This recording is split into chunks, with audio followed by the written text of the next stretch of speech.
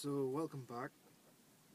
I get asked a lot about my solar system in the van here, so I thought I would do a short video just to describe it to you.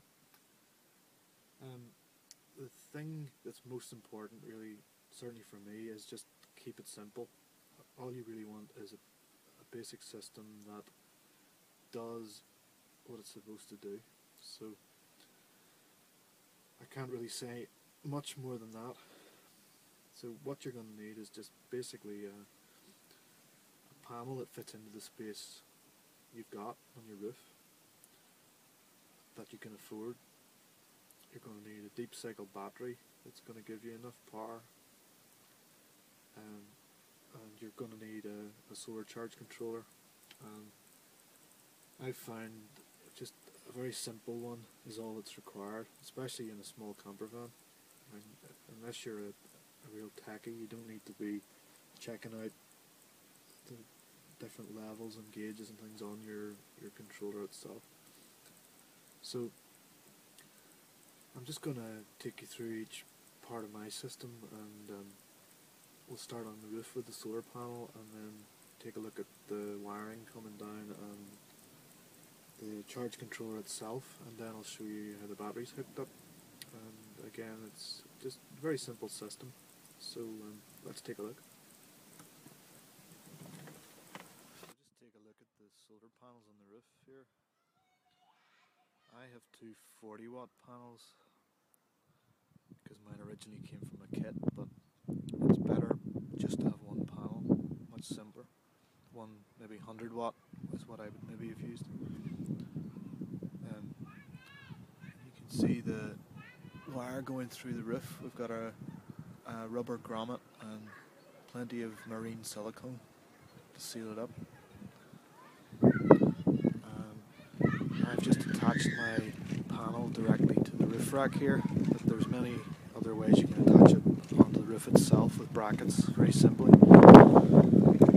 This is just using small pipe clips.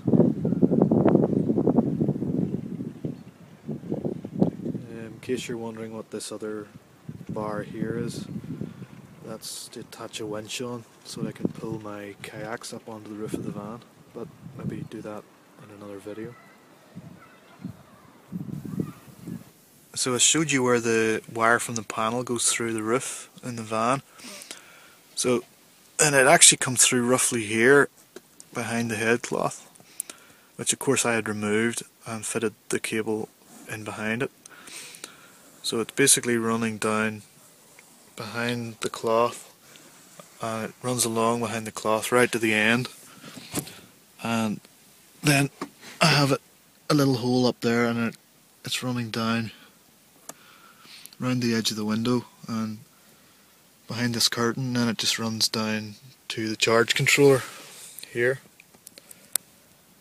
I could have basically routed the cable entirely behind the interior of the van, but it was going to be a lot of work to remove all that, and I think this is neat enough.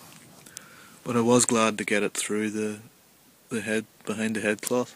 It worked out well. But as you can see, it's a neat job, and I particularly like the way I was able to fit the charge controller into this.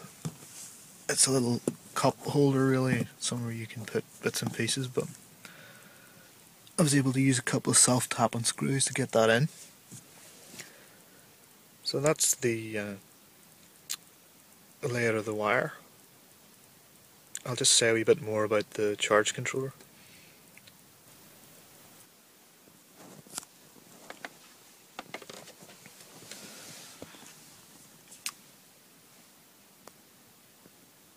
So what we've got here tucked in beside the seat is the solar charge controller. As you can see, it's very simple. We've just got the wires coming into it from the panel itself. Then we've got, it's very hard to see that on the camera, but we've got the wires leading out to the battery. And then there's a temperature light, it just tells you if everything's overheating. This light just lets you know that the panel's receiving power. Then the battery indicator basically just tells you what the charge state of the battery is. So if it's flashing green, it's full. If it's green, solid, it's good. If it's getting orange, it means it's getting low, and if it's red, it means your battery's seriously in need of recharging, so get the engine started or plug in. Then this light over here basically just comes on whenever there's enough sunlight to create any power in the system, so it's a load. You can also switch it off with this button, which I never do. It's important that you don't accidentally knock that button and turn the solar panel off. You might as well be using as much sunlight as possible.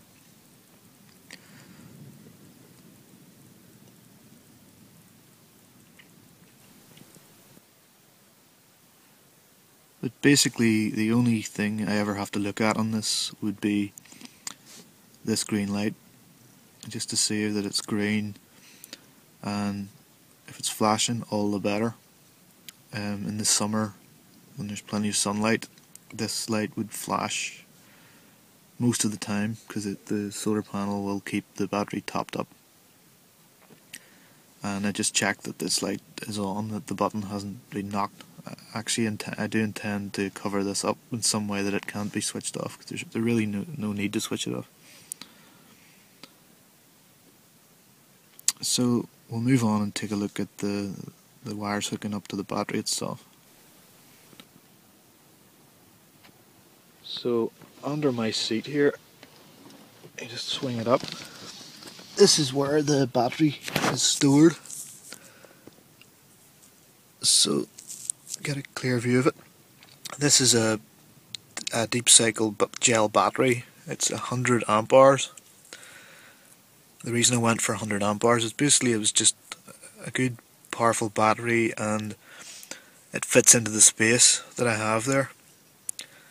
I would have gone for an 110 amp hour battery, but it was longer and wouldn't fit into the space. So I mean, these are practical considerations. So the other thing that you can actually see there is that it's simply hooked up with a couple of crocodile clips on the wires, and that's really all that's needed. And it also means that you can unplug them from that battery if it's fully charged, and if you have another battery stored somewhere else, you can bring it over and hook it up.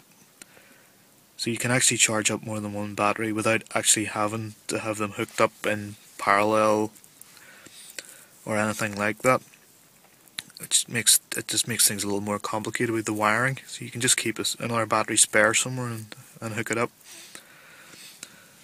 Then there's a little plug there that just connects those clips onto the main wire leading from the charge controller, and just here there's a little fuse on the system.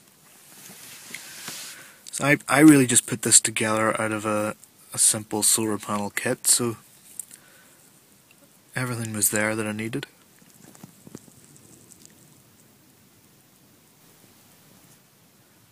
Of course, the battery's hooked up directly to the alternator in the van, so it's being charged anyway when you drive, and that's why it's possible just to hook up your solar system in this way.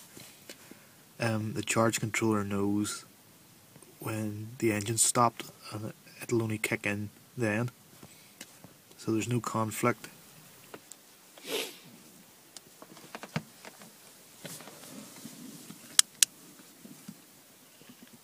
So this is something extra I've added in, not really necessary, but it's nice to be able to sit back there in the armchair and just always have on hand the battery condition.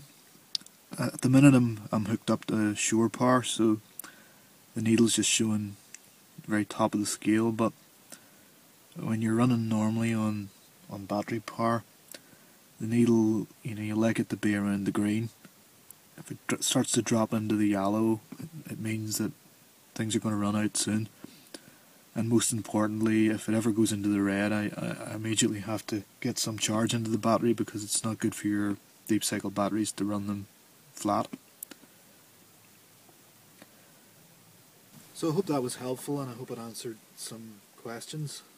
And if you have anything else you'd like to ask about the solar system or the van, like I say, I'm not an expert, just like to keep it simple, what works. But any questions at all, just put them in the comments and I'll try and respond. And if there's anything else you'd like to know, just ask and I'll think about making a video for you. So, thanks for watching, and remember to subscribe for my updates, and see you soon.